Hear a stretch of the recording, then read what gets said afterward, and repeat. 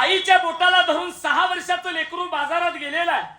आता लक्ष द्या, बाजारात गेलेलं लेकरू आहे आणि आईनं लेकराला सांगितलं, हे पोरा, माझ्याकडे फक्त कमीच पैसे आहेत बाजारापुरते, पण बाजारात जे दिसल ते मागू नको बरं का. पण 6 वर्षाचं लेकरू आहे, त्याला कळत नाही.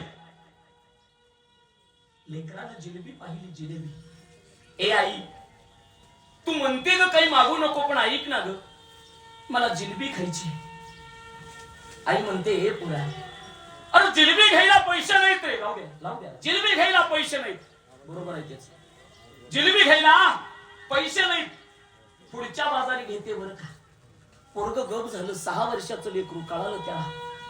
पुढे गेल्यावरती वडापाव पाहिला. ए आई, अगं जिलेबी नाही तर वडापाव तरी घे ना ग. पोरा, वडापाव पुरते सुद्धा पैसे नाहीत रे दिले तुझ्या बापानं माझ्याकडे.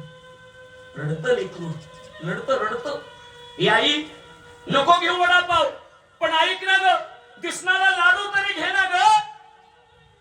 ए पोरा, पुढच्या बाजारात ही आई तुझ्यासाठी लाडू घेईल बरं का.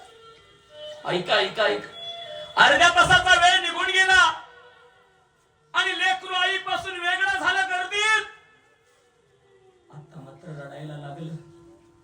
कुणीतरी पाहिलं लेकराला, ए पोरा इकडे ये, का रडतो रे.